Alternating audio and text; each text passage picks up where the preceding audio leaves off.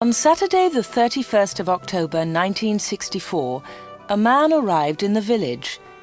It was late in the evening. He was looking for somewhere to stay the night. He knocked at a door and a woman opened it. "Good evening, madam," the man said. "I'm sorry it's so late, but can you help me, please? Is there a hotel in this village? I want to stay here tonight." The woman laughed. "A hotel? Here in Wood End? No, sir, I'm afraid there isn't." "What a pity," said the man. "I'm a stranger here and I want to see your village tomorrow." The stranger was very polite. He was tall and had dark hair, and he had strange green eyes. "Perhaps Mrs. Harrison can help you," the woman said. "She has a room. Perhaps you can stay with her. Wait a minute, I'll get my coat and I'll take you there." The woman took the stranger to Mrs. Harrison's house. Mrs. Harrison gave him a room for the night. He was very glad. It was the last night of October, and it was cold. The next day was Sunday. The man looked round the village. He was very interested in the history of the village. He met some of the villagers and asked them their names. But he did not visit the church. That was unusual. The church in Wood End was the most beautiful building in the village. But the stranger was not interested in it. He did not go to church that night with all the villagers. It was the first Sunday evening of November. When the villagers came out of the church, the man had gone. They had all liked him. The ladies had thought he was very good-looking. A few weeks later he came back. It was the first Sunday in December. The villagers were coming out of church. It was cold and dark. "Hello," he said. "I'm back again. It's nice to see you all once more." His next words surprised everyone. "Perhaps you can help me," he said. "I'm looking for a house. I want to buy a house here." "Here?" someone said. "But why here? There's no work in Wood End for a young man. All the young people leave the village. They find work in Lydney, the nearest town." "I'll get a job somewhere," the stranger said. "Perhaps in Lydney." Then one of the villagers told him about old Mr. Smith's house. Mr. Smith had died in the summer. His house was empty. It was for sale. The house was on the corner of Main Street and Church Lane. "I'll ask about the house tomorrow," said the young man. "Perhaps I'll be lucky. Goodbye. I'll see you soon." The villagers watched him leave. They all saw his car. It was very big and luxurious. He looked rich. A few days later, Mr. Smith's house was sold, and in the middle of December the young stranger arrived. He moved into the house and worked very hard. He fixed the roof, he repaired broken windows, he painted and decorated, he changed the whole house. But there was a big surprise for the villagers. On the morning of Monday the 21st of December, they saw a big sign on the front of the house, and on the sign were these words: "The Corner Shop, Proprietor Dave Slatin." The picture sequence from the cinema has finished. You can look at it once more if you want. The villagers could not believe it. A shop in Wood End. Everybody talked about it. There was once a shop in Wood End, but it had closed 20 years ago. Some people wanted the shop, but others did not. The villagers met in the evening in the village hall. Everybody was there. Everybody was interested in the new shop. "The corner shop is a good idea," someone said. "We need a village shop. We won't need to go to Lydney." Then Mrs. Harrison spoke. She liked the stranger, Dave Slatin. "I agree," she said. "A village shop is a good idea. It's too quiet here. Wood End needs a shop." "Nonsense," said Miss Brown. She was the village school teacher. "Lydney is not far away. There are lots of shops there." Soon everybody was shouting. Then Mr. Hart spoke. He was a very big man with a loud voice. "Listen, everybody," he shouted. "We've never had trouble in this village before. We've always been quiet and happy. Now this shop is causing trouble." "Let Mr. Slayton speak," someone said. "It's his shop. Let him speak." "Ladies and gentlemen," said Dave Slayton, "I don't want to cause any trouble. I'm still a stranger in your village. But I want to be one of you. I want to be your friend. I like the people of Wood End." He smiled, and a few people clapped. They liked him. "The corner shop will sell lots of things," he went on. "It will sell food and things for the house. Everything will be cheap, I promise." Everybody was listening carefully. "And I have another idea," he continued. "I'll sell village products." "What do you mean by village products?" asked Miss Brown. "I'll tell you, Miss Brown," he said. "I know that you make beautiful bread and cakes." Miss Brown smiled. Yes, she did make bread and cakes. Everyone knew that. "And you, Mr. Hart, I've seen your flowers. You grow beautiful flowers." Now Mr. Hart smiled. Yes, his flowers were beautiful. Everyone knew about them. "And Mr. Everett makes pots," someone said. "And Mrs. Davis makes dolls," said another voice.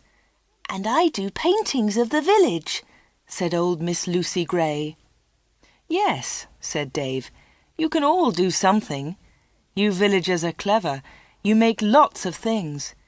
We can sell them to the tourists. In the summer, Wood End can make a lot of money." "But what about the money?" said Mr. Hart. "How will you pay us?" "That's a good question," said Dave. "And here's the answer. You'll bring your things to me, and I'll sell them for you. I'll keep some of the profit. You'll have the rest." "What a good idea," said Miss Brown. "Yes, I agree," said Mr. Hart. All the villagers agreed. Everyone in the village was happy with Dave Slayton's plan.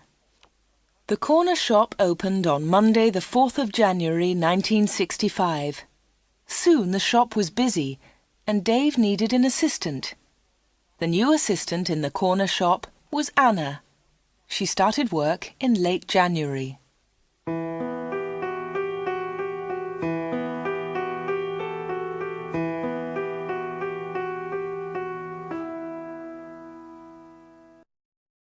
The picture sequence from the cinema has finished. You can look at it once more if you want. Dave Slayton kept his promises. Things at the shop were good and cheap. "How does he do it?" asked Mrs. Harrison. "It's winter, but he's selling lots of fruit and vegetables, and they're cheap. I never go to Lydney now." The other villagers agreed. The corner shop was a success, and Dave seemed happy. He paid Anna good wages. Sometimes her friend Peter helped at the shop, and Dave gave him money too. Dave advertised in newspapers, and the village products sold well. People from Lydney came to the corner shop. There were lots of visitors, and Wood End became more interesting. The villagers were surprised, but pleased. They were making a lot of money. Dave lived alone in a flat above the shop. He was very popular in the village, but no one ever went to his flat. No one ever saw inside it. At the bottom of the stairs there were 2 doors. One led into the stockroom. The other door had a notice on it. "Special orders only. Keep out." The door was always locked. Anna never went into the special orders room. "Why do you lock that room, Dave?" Anna asked one day. "What's in there?" "It's for special orders," he replied. "Big orders." "But you won't get any big orders in Wood End," said Anna. Dave said nothing. He did not want to talk about that room.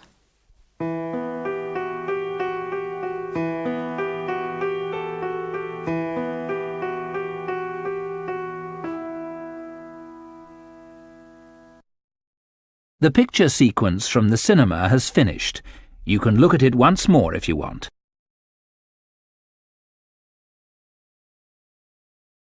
For 3 months, everything was normal. Then, one day in April, an unusual customer came into the shop. The new customer was a very beautiful woman.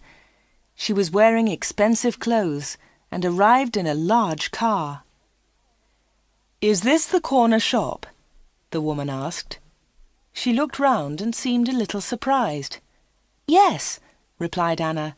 "This is the corner shop. It's the only shop in the village." "I'm looking for Mr. Slayton, the owner of the shop," said the woman. "I think he's upstairs," said Anna. "I'll go and get him. Does he know your name?" "Yes, I think so," was the reply. "Tell him—" The woman stopped. "Tell him Miss Gordon is here. Miss Greta Gordon." Anna was amazed. "Are you Greta Gordon, the film star?" "Yes, that's right." The woman smiled, but she was nervous. "Wait a minute," said Anna. "I'll tell Mr. Slayton that you're here." Anna ran to the bottom of the stairs and called, "Dave! Dave! There's someone to see you!" "Who is it?" asked Dave from upstairs. "Miss Greta Gordon!" shouted Anna. "It's Greta Gordon, the film star!" "I'm coming," he said, and he came down immediately. "I'm pleased to meet you, Miss Gordon," he said. "Good morning," said Greta Gordon. She and Dave shook hands. She had beautiful hands, and she was wearing beautiful diamond rings. Anna had never seen so many diamonds before. Miss Gordon looked round. "Is this where you work, Mr. Slayton?" she asked. Once again she seemed nervous. "Yes," said Dave. "It's a small place, but it's big enough for me. Please follow me, Miss Gordon." Anna was surprised. Dave and Greta Gordon did not know each other. He did not call her Greta, and she did not call him Dave. He seemed to be in a hurry, and she seemed to be frightened. Anna watched them. Dave and Greta Gordon went to the back of the shop and into the special orders room. Greta Gordon was a special order customer. Anna thought that was very strange. She wanted to tell someone about Greta Gordon. Anna loved films. She wanted to tell Peter about the film star, but she had to stay in the shop. 10 minutes later, Greta Gordon came out of the special orders room. Dave went straight upstairs, and Greta Gordon came to the front of the shop. The film star looked terrible. She was pale. She was crying. Her eyes were red with tears. "What's wrong?" asked Anna. "Can I help you, Miss Gordon?" "No, thanks. I'm all right," said Greta Gordon. "Do you want to sit down?" said Anna. She got a chair, and the film star sat down. "Shall I get the doctor?" said Anna. "No, no," said Greta. "Please tell no one about my visit here. Please tell no one." Anna was disappointed. She wanted to tell everyone about Greta Gordon. She wanted to tell everyone about her famous customer. "I want to give you something," said Greta Gordon. "Here's a photograph of me. I'll sign it." She signed the photograph and gave it to Anna. "Please keep this," said Greta, "and please keep our secret. Please don't tell anyone." "All right," said Anna. "I promise." The film star kissed Anna. She held Anna's hands. What a beautiful woman, thought Anna, and what beautiful hands. Then Anna noticed something. The diamond rings were gone.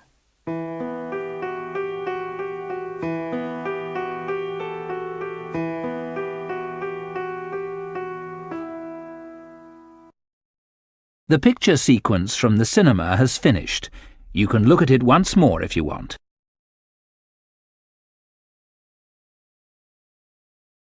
Dave never talked about Greta Gordon. He never talked about her visit to the corner shop. One day, Anna asked him about the film star. "How do you know Greta Gordon?" said Anna. "Is she a friend of yours?" "I don't want to talk about her," Dave replied. "She was a special order customer. Don't ask any more questions about her, Anna." So Anna did not ask any more questions. She did not ask about Greta Gordon's special order, and she did not ask about the rings. Anna kept her promise. She never told anyone about the film star. Soon it was spring. Anna and Dave were busy. Mr. Hart brought lots of flowers to the corner shop, and Anna sold them to the tourists. There were lots of tourists that year. In May, Peter asked Anna to marry him. She said yes. They became engaged. They planned to get married in the following year. Now they needed money, so they worked hard and they saved. They were very much in love. On Saturdays, Peter played football or cricket, and Anna often went to the cinema in Lydney. He enjoyed sports, and she loved watching films. One day, Anna was reading Film News. This was a magazine about film stars. She turned the pages. There was a picture of Greta Gordon. Anna was pleased. What a surprise! Beautiful Woman was going to be a big film. And now Greta Gordon had the star part. Anna wanted to tell Peter about Greta, but she kept her promise. She did not tell anyone.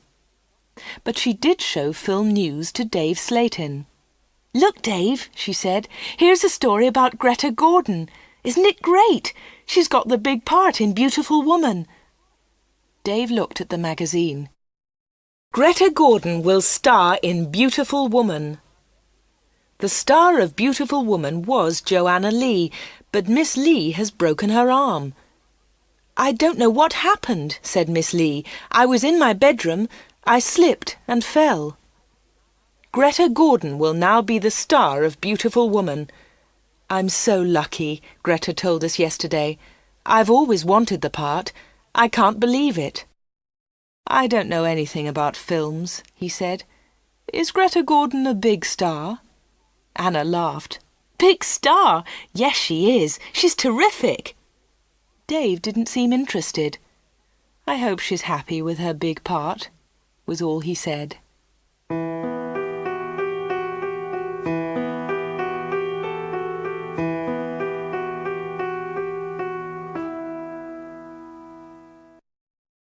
The picture sequence from the cinema has finished. You can look at it once more if you want. Summer tourists were arriving in Wood End. The weather was beautiful and the shop was doing well. But Anna was not very happy. She often thought about Greta Gordon's visit. Why had she come to see Dave? What had happened to the diamond rings on her fingers? There was another problem. Anna loved Peter and she was going to marry him. But she liked Dave too. Dave was older, but she liked him. All the women liked him. But Anna was very close to him all day. In the daytime, Anna was with Dave. In the evening, she was with Peter. Anna was living two lives. One life was with Dave, the other life with Peter. Then one Friday, Dave surprised Anna. "What are you doing tomorrow?" he asked her. "Would you like to spend the day with me? We can go anywhere you like. We can go in my car." "I'm sorry, Dave," said Anna, "but Peter wouldn't like it." "Don't be silly," said Dave. "We won't go far. I'll close the shop at lunchtime and we can go to Lydney." Anna wanted to go with Dave, but she was worried about Peter. "Don't worry about Peter," said Dave. "He's always busy on Saturday." Anna thought for a moment. "All right," she said. "You take me to the best cinema and to the best restaurant. Then I'll come with you." "Of course," laughed Dave. "Anything you want, Anna." So the next afternoon, Dave and Anna went together to Lydney. They had a good time. Dave bought Anna a new, expensive dress. Then they went to a cinema and afterwards to a restaurant. Peter played cricket that Saturday. He never knew about Anna's day with Dave. He was playing in another village and returned to Wood End very late. Dave and Anna were also very late. Dave stopped his car near the corner shop. The night was warm. "Thanks, Dave," said Anna. "It was a lovely day." "I enjoyed it too," said Dave. He put his arm round her shoulders and kissed her. It was a quick kiss, but for Anna, it was wonderful.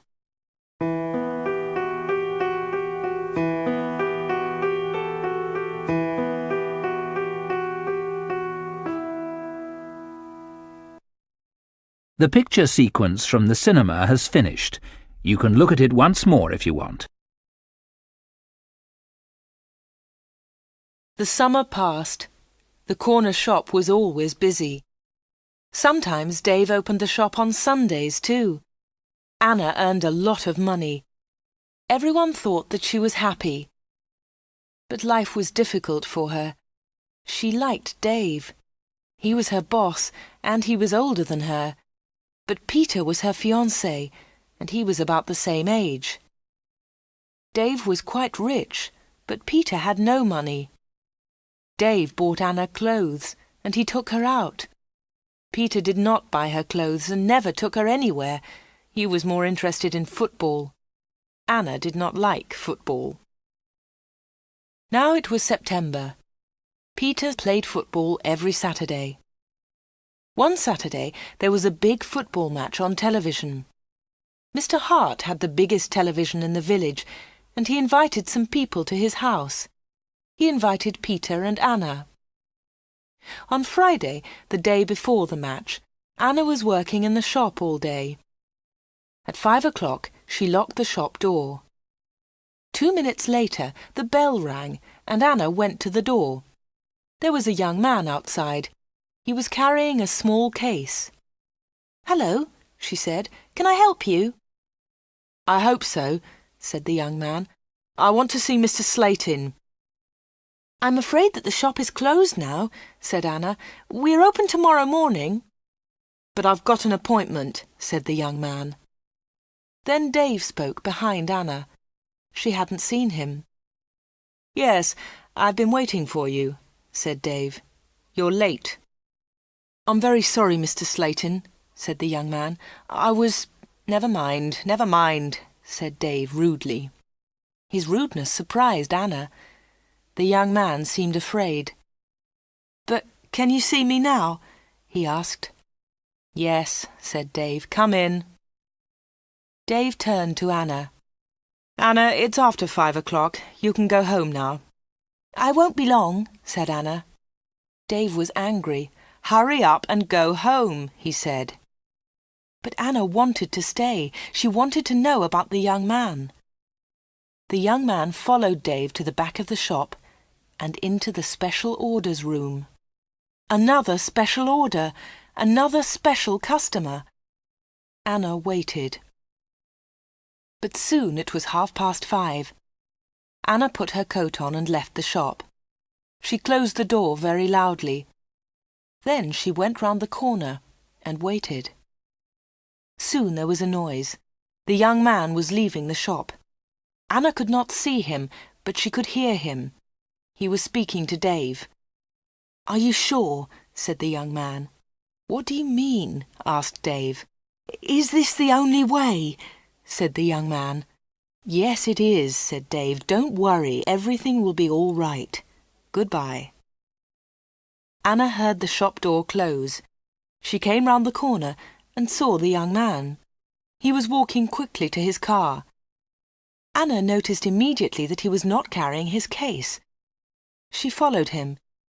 "Excuse me," she said, "you've forgotten something. You've left something behind." The young man turned round. Anna stopped. Suddenly she was frightened. The young man's face was white. It was white with fear. "Please go away," said the young man. "Leave me alone. I want to go home. Leave me alone." He got into his car and drove off. Anna stood in the street and watched him. She was thinking. Why had the young man come to the corner shop? What was his special order? And why had he left his small case with Dave's slate in? The picture sequence from the cinema has finished. You can look at it once more if you want.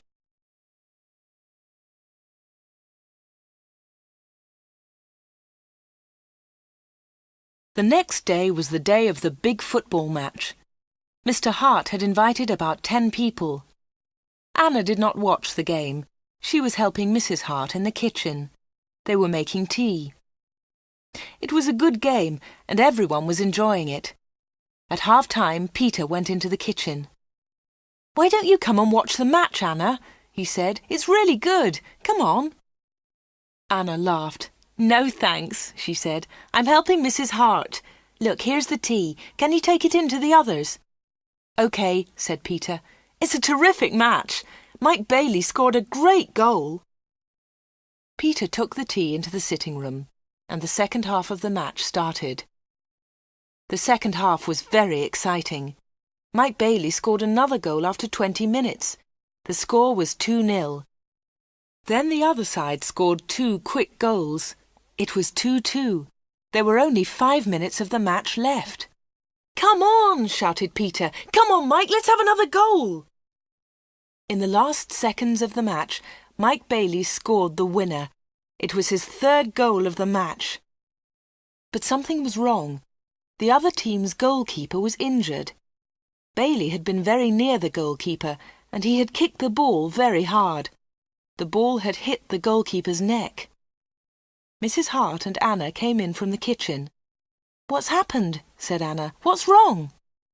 "It's Brian Thomas, the goalkeeper," said Peter. "He's injured." It was serious. The goalkeeper had broken his neck.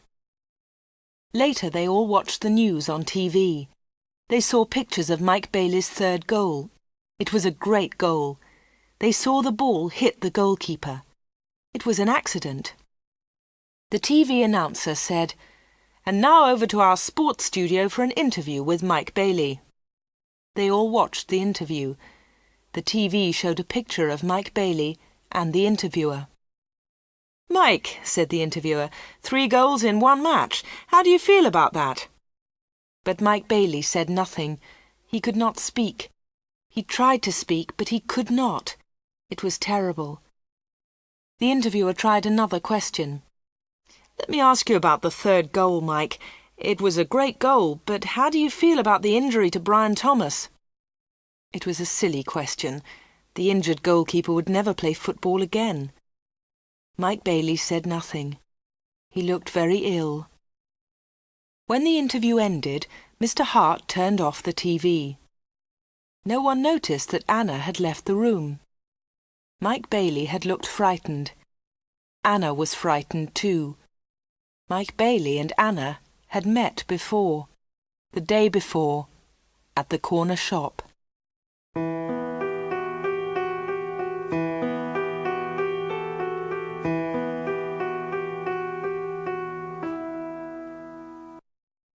The picture sequence from the cinema has finished. You can look at it once more if you want. Anna did not know what to do. She was only 17, but sometimes she felt much older. She wanted to ask Dave about Mike Bailey and Greta Gordon. She wanted to know about special orders. She decided to wait. One day, Dave and Anna were alone in the shop. "How's Peter?" asked Dave. "He's fine, thanks," said Anna. Dave smiled. "Is he still playing football?" "Of course he is," said Anna. Dave laughed. "You don't see him very much, do you, Anna?" "I see him 3 or 4 times a week," said Anna. "What about weekends?" Dave asked. Anna replied quickly, "I don't see him much at weekends. He plays football then." "When are you getting married?" asked Dave. "I don't know," she replied. "We haven't decided yet. Perhaps next year." "That's a long time."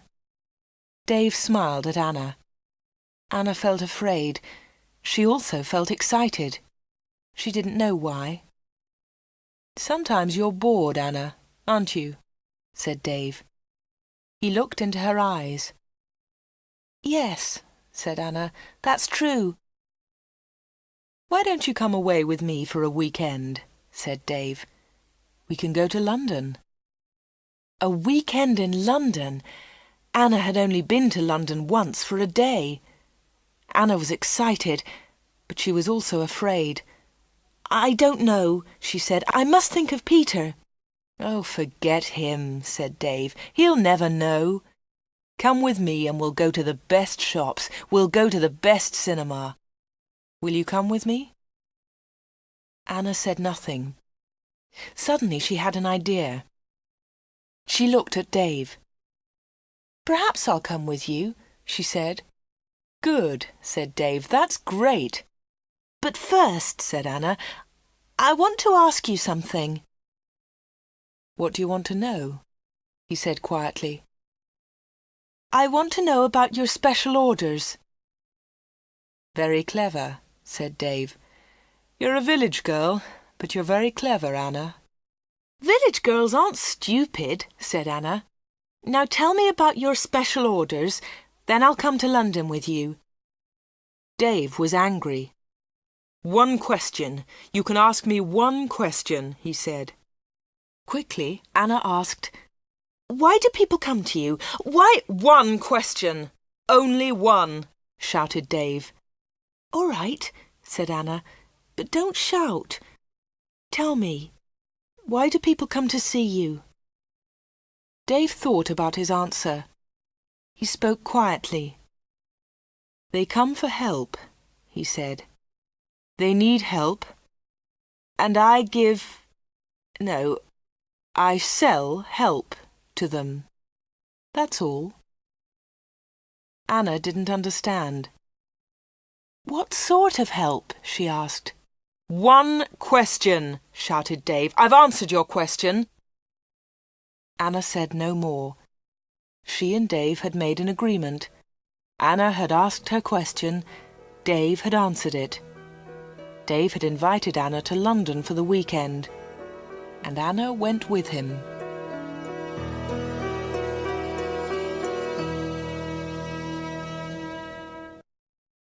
The picture sequence from the cinema has finished. You can look at it once more if you want.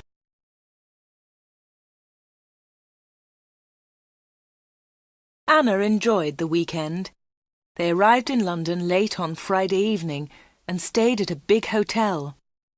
On Saturday they went shopping, and in the evening they went to a cinema. On Sunday they went to a park. They came back to Wood End on Sunday evening. It was the last Sunday in September. On Monday, Anna went to the shop. It was not so busy now. Summer was over. Most of the customers were villagers. It was a cold autumn. On Monday evening, Peter came to see Anna. "Hello," said Anna. "Did you win on Saturday?" "No," said Peter. "We didn't win, and I didn't play." Anna was surprised. "You didn't play? Why not? What was wrong?" "I didn't feel very well on Saturday morning. I stayed in Wood End. I was in the village all weekend." Anna's face was red. Her voice was quiet. "Are you feeling better now?" she asked. "No," said Peter, "and you know why." Anna tried to look surprised. "Me?" she said. "Oh, Anna," said Peter, "you know what's wrong. It's you and Dave Slatin." "What do you mean, me and Dave Slatin?" said Anna quickly. "You went away with him on Friday evening. Someone saw you in Dave's car." Anna tried to explain. "Oh, it's nothing," she said. "Dave and I went—" "Shut up," said Peter. "I don't want to know, Anna. Don't talk about it." "But Peter," said Anna. Peter didn't listen. "I know he's got a lot of money. He can take you to places. He's from a big city. I'm a poor village boy, Anna. But you must choose. You must choose between Dave and me. You can't have both of us." "I know that, Peter," said Anna, "and I don't want both of you. But listen, Peter, I want to tell you about Dave. There's something very strange about him." "Dave, Dave, Dave," Peter shouted. "You talk about him all the time. I don't want to hear his name again." Peter turned round and walked out of the room. He left Anna's house. Now Anna was alone. She was very unhappy. She wanted to talk to Peter. She wanted to tell him about Dave. She wanted to tell him about Greta Gordon and about Mike Bailey. But Peter had left her.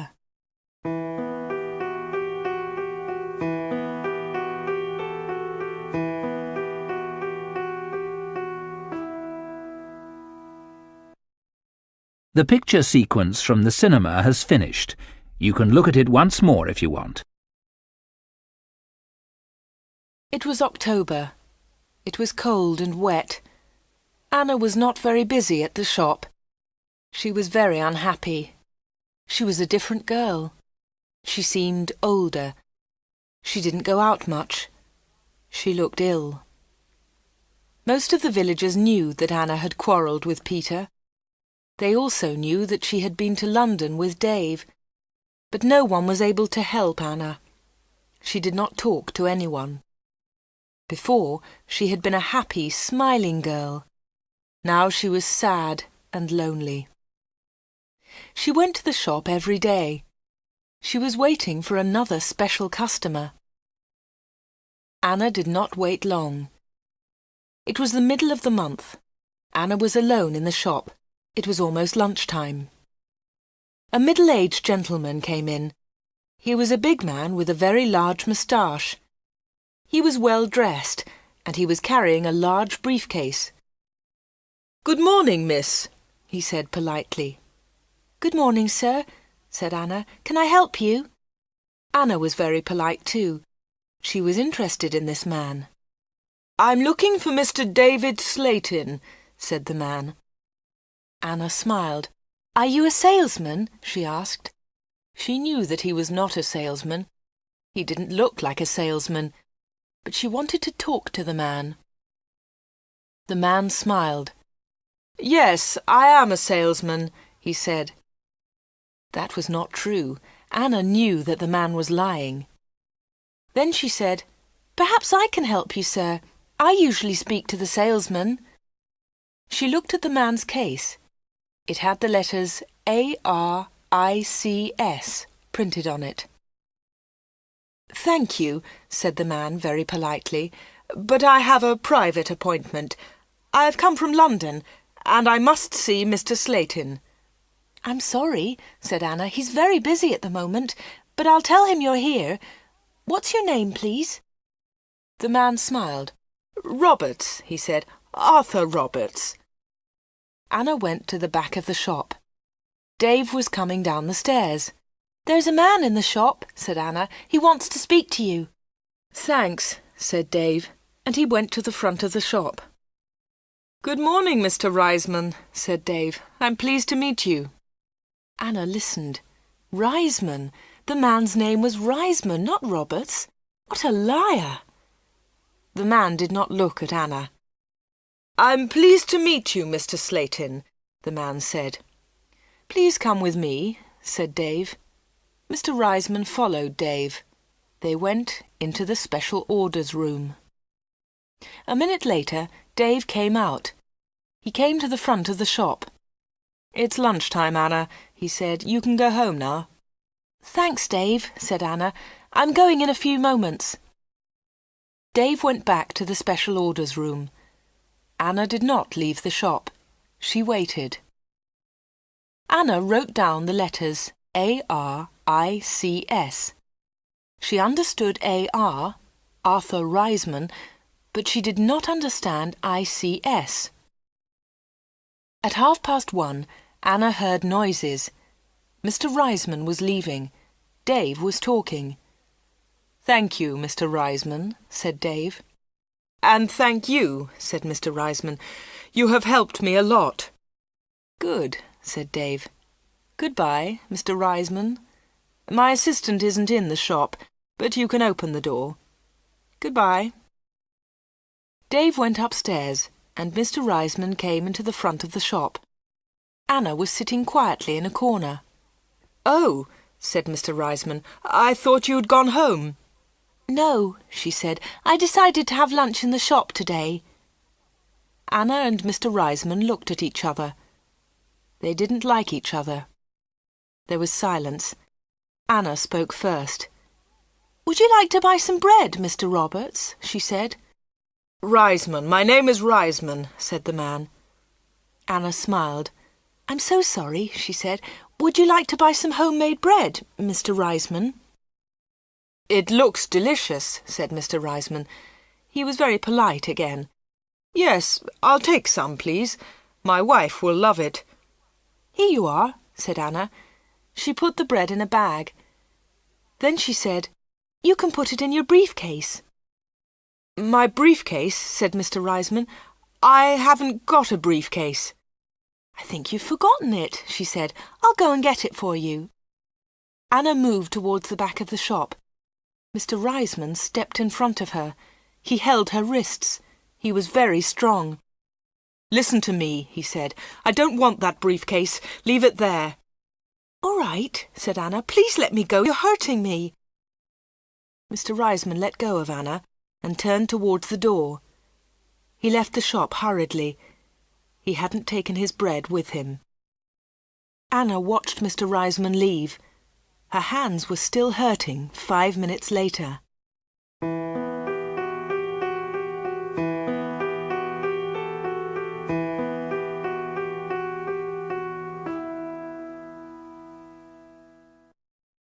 The picture sequence from the cinema has finished.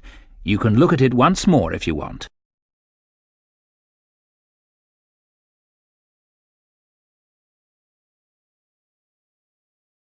Anna waited for some news about Mr. Reisman. She remembered Greta Gordon. The film star had visited the corner shop. Later there was news about her in a magazine. Mike Bailey had visited the corner shop too. Later there was a lot of news about him on TV. And now Mr. Reisman had visited the corner shop. Anna was waiting for some news about him. All 3 visitors had been special customers. They had all seen Dave. They had all been in the special orders room. And they had all left something with Dave. Greta Gordon had left her diamond rings. Mike Bailey had left his case. Mr. Reisman had left his briefcase. Anna wanted to find out more about the 3 special customers. She thought about Mr. Reisman. His case had the letters ARICS on it. She understood AR, but what was ICS? Perhaps Mr. Reisman was a businessman and ICS was his company. Anna looked in the newspapers, but she didn't find anything about ICS. She read the magazines. She listened to the radio. She watched TV.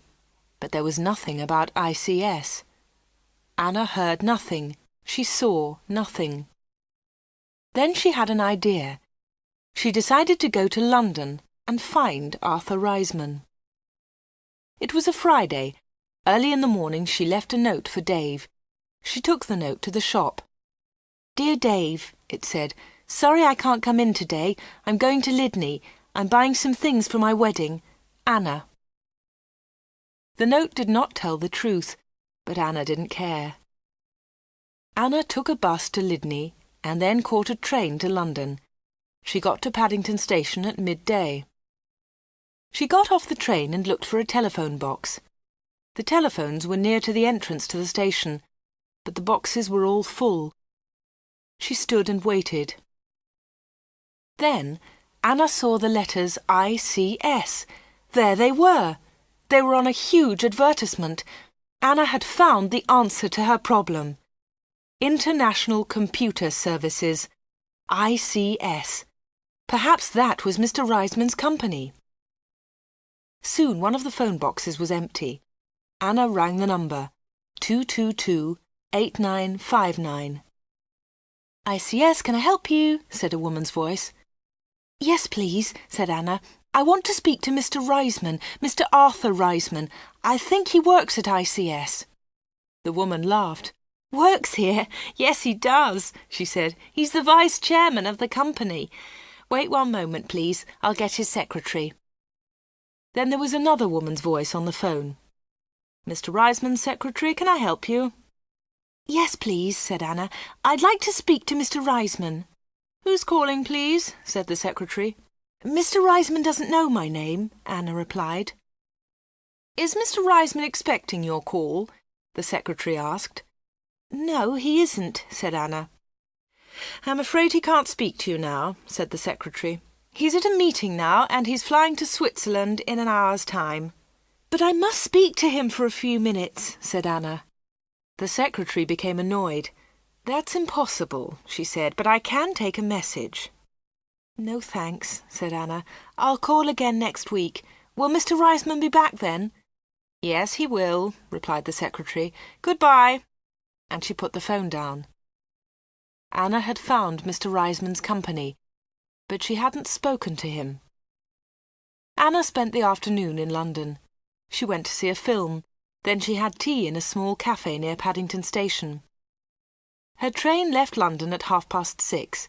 She bought an evening newspaper and got on the train. Anna was tired, but she felt happy. After a few minutes, she looked at her newspaper. Anna was waiting for some news. There it was, on the front page. Private plane crash near London. 6 dead, all from ICS. 6 people were killed this afternoon in a plane crash at Enfield near London. The plane was flying to Switzerland. The passengers were all from International Computer Services, ICS. Among them was Mr. Alfred Gluck, the chairman of ICS. Mr. Arthur Riseman, vice-chairman of ICS, told us, I'm lucky to be alive. I was at a meeting today. The meeting went on for a long time, and I didn't catch the plane. Mr. Riseman will probably be the new chairman of ICS.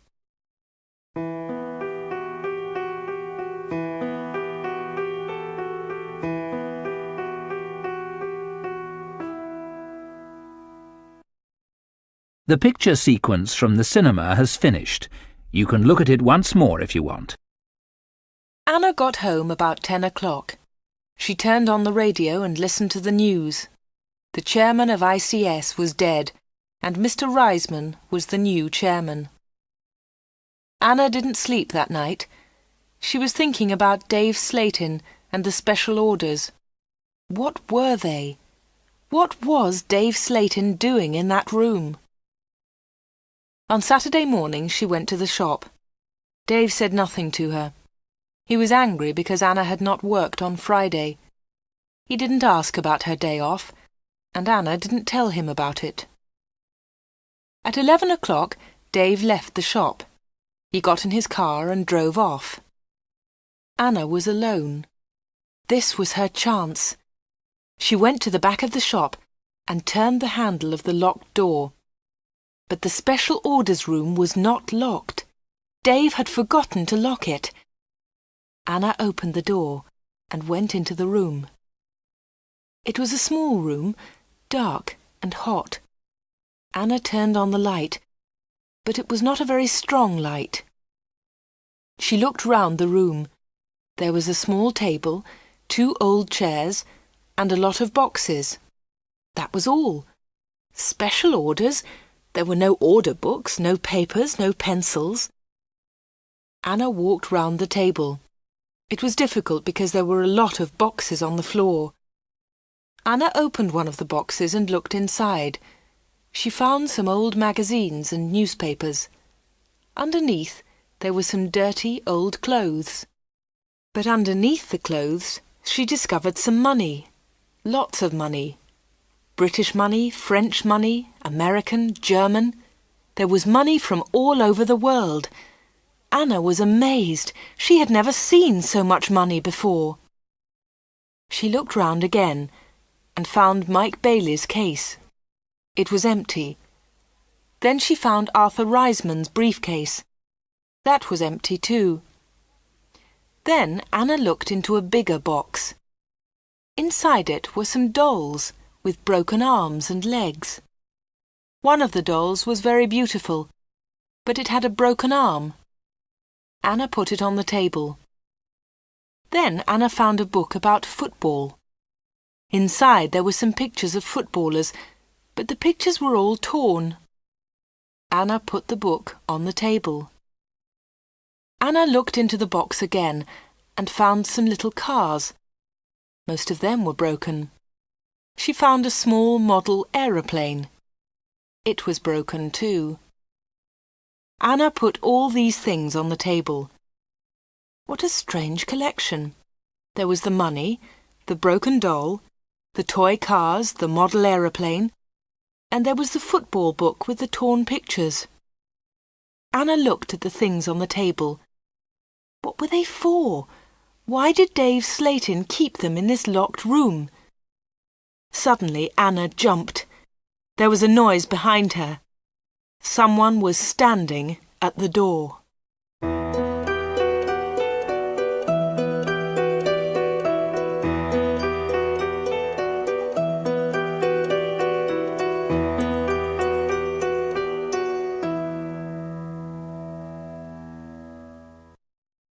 The picture sequence from the cinema has finished.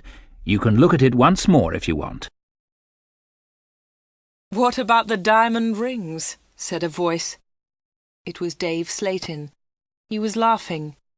"I left the door open for you," he said. "I wanted you to go into this room this morning." Anna was frightened, but she tried not to show her fear. "You haven't found the diamonds," Dave said again.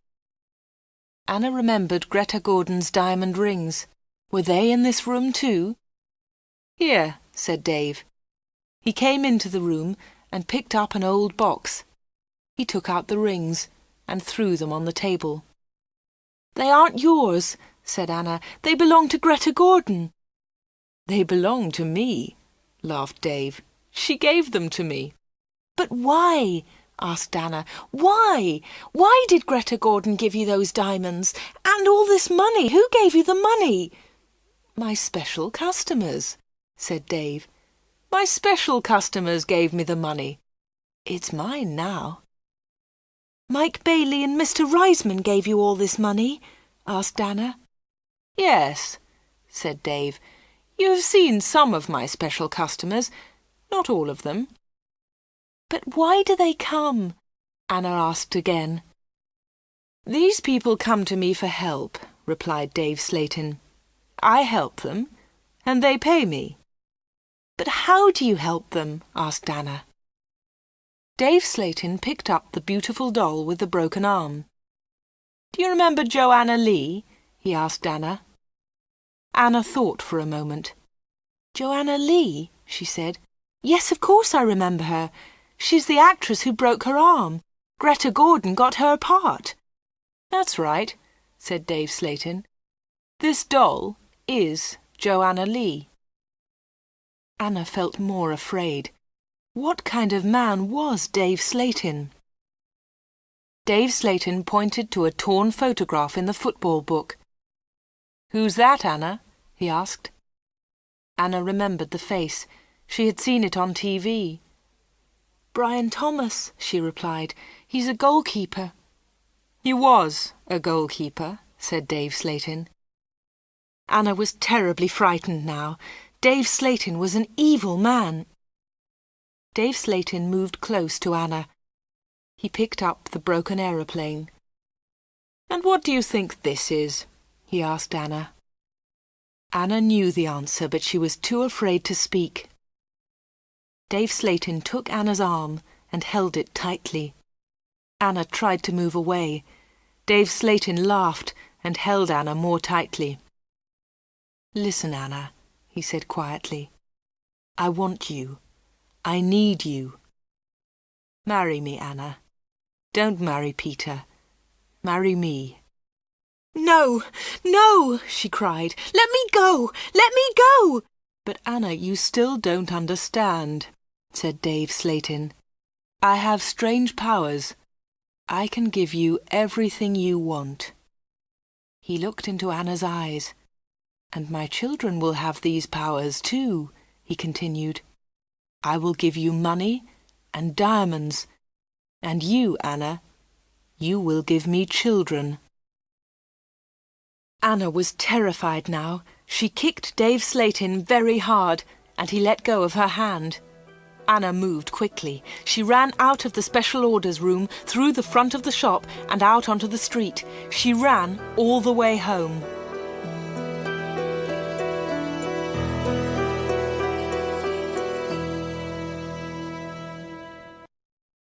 The picture sequence from the cinema has finished. You can look at it once more if you want.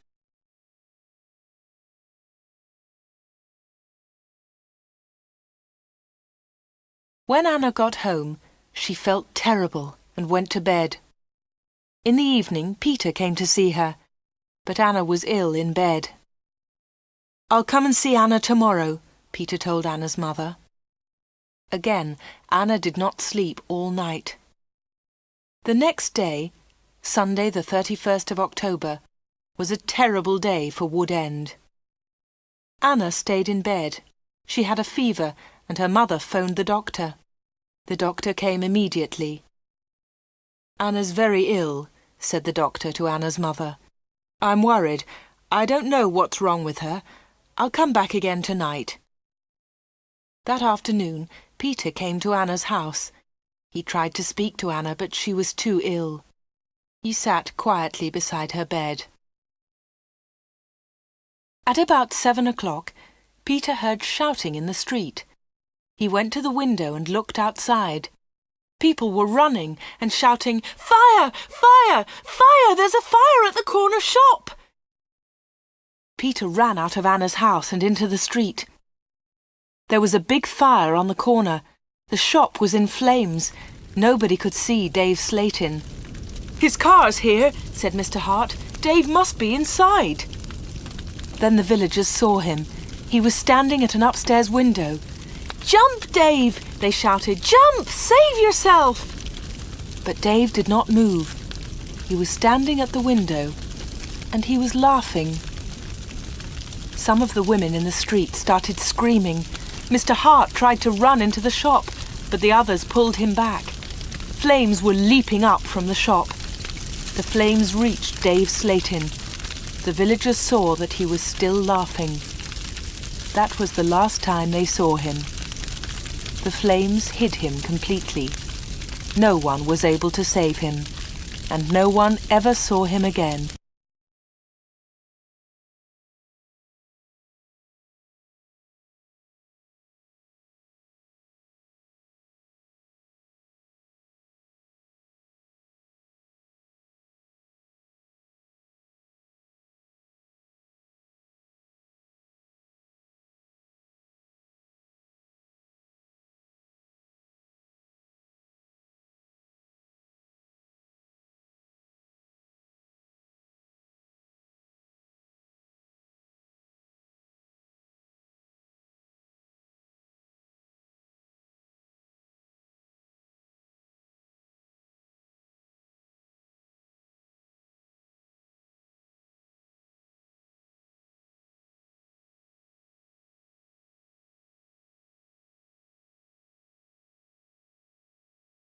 The picture sequence from the cinema has finished.